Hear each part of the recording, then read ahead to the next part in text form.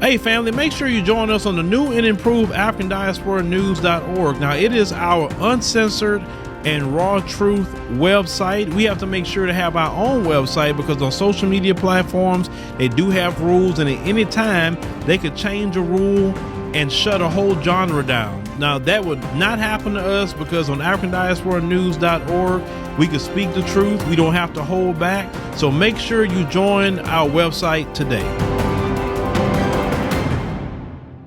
So Pastor Darrell Scott, we have talked about him in the past. You know, he's a hardcore Republican. You know, he's really tied in, with the Republican Party. He's definitely been with Trump and all of that. Well, Darrell Scott posted a very interesting tweet, and let's go ahead and put this tweet up. He says, a black friend of mine, well respected in the GOP, a CFO of a major corporation, lives in an affluent Dallas neighborhood. He saw a white guy breaking into a neighbor's house, called 911, said the burglar was a white guy, and when the police came, they put him in cuffs. He's livid. Well, let me tell black folks something, okay?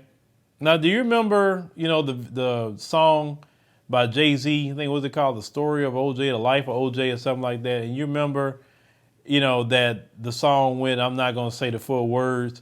He said, light in, dark in, rich in, poor in, fill in, house in, still inward. Look, in America, it don't matter what you ascend to, even if you even ascend to the president of the United States of America, even if your mother is white and you got a Kenyan father, you still an N-word to them, okay? And they always will let you know that. See, that friend of Darrell Scott found out he's still an N-word. It don't matter if he's a CFO. He a CFO, that's an N-word. Don't matter if he's well recognized in the GOP. He's still an N-word there too. No matter how much money that he has, he's still an N-word. And this is that wake-up call that black people always talk about. Like, I don't understand how any of you black folk get so brand new in this country thinking that you got education, you got money, you got political. It don't matter what political side. It could be a Democrat. Same thing. It could happen. Don't matter. When these police come, they race soldiers. And they more offended when you're successful because you're making more money than them. If you're making more money than them, it flips their whole system up in their mind. Because they done everything they can to sabotage you. And you still doing better than them?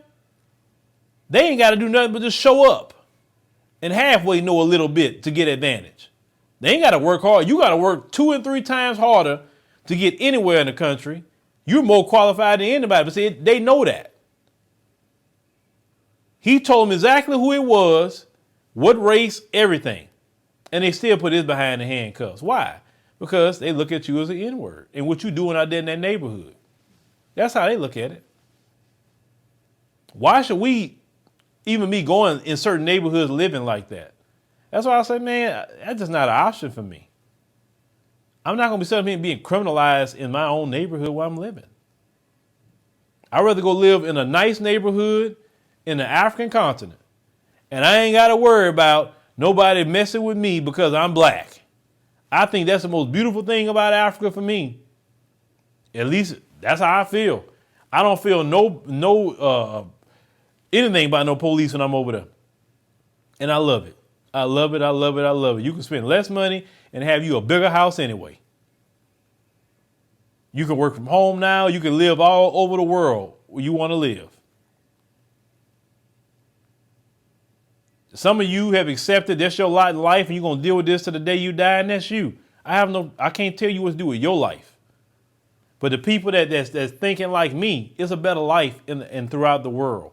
And don't listen to these black folk that run around here, white supremacy is everywhere. How many countries you been to? Because if you've been to outside this country, it's not the same. It's not the same treatment. Hell, when I was even in Turkey, I'm treated better in Turkey than I am here. Black Americans are treated very well in Turkey. Oh, you're Black American? Oh, shoot. They just start talking to you and showing you this and showing you that. Like in my own country, man, nobody treat me like that, especially them folks. Every country I go to, I have a better experience. So when you hear black folks telling you white supremacy is everywhere, ooh, white supremacy gonna get you. Yes, I know white supremacy is a global system. But it's a thing called direct white supremacy and indirect white supremacy. When you're outside the country, you'll deal with indirect white supremacy here and there. You're not going to have no Karen calling the police on you. You're not going to have 30 race soldiers show up on you because a traffic stop. Not going to happen. In other parts of the world, that's unheard of to have race soldiers just shooting you down like that. That's why they look crazy at America. Other countries like, what the hell going on in your country? Like when I was in Turkey, they asked me about George Floyd. They say, oh, if something like that happened over here, we would riot. We wouldn't never let the police do something like that over here. They have never done that. But we saw it happen to George Floyd. Everybody asking you questions. Ethiopia, same thing. When I went over there, I just got to ask a question. How can y'all live like that? The police doing that to y'all? Now, I know Ethiopia has its problems, but it's not the police that's causing the problems over there right now. That's military factions and all kind of other things. It's not the regular rank and file police. Same thing in Kenya. Talked to a few police. It was cool. You know, had no issue, no problem. And just in this country, we treat it any kind of doggone way. We are viewed as the enemy. And until black folks realize that and move accordingly, didn't Neely Fuller tell you you were in the war, so act like it?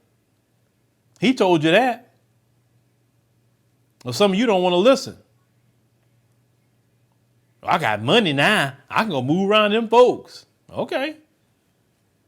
He was doing the right thing, calling the police and say, hey, this dude breaking in. But they criminalized him. So hopefully he got that wake-up call, hopefully. And then unfortunately, some of them don't get the wake-up call. They give excuse for it.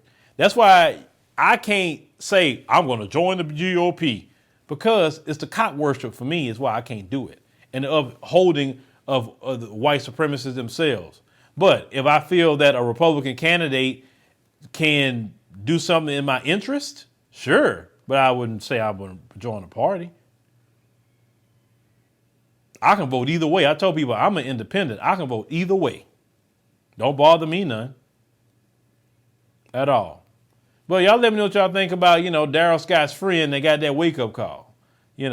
I didn't see Darrell Scott taking shots at the police, though. So you know how that goes. When they raccooned out like that, they got to stick to script. Living in America as a black person, you recognize there is one set of laws for you and one set of laws for those, especially in the white community. In our book, Passive Aggressive Racism in the System of White Supremacy, I take you through times in my life when I first started noticing white supremacy. We teach you how to recognize it, identify it, and also counter it in our book. This book is a beginner's course for those that are just starting to wake up and open their eyes to see the system of white supremacy. As a black American person, you must understand this system, because this system is life or death to you. How you handle it, how you deal with it, it can affect your mental health if you don't understand this system. Pick up our book, Passive Aggressive Racism and the System of White Supremacy, today on Amazon.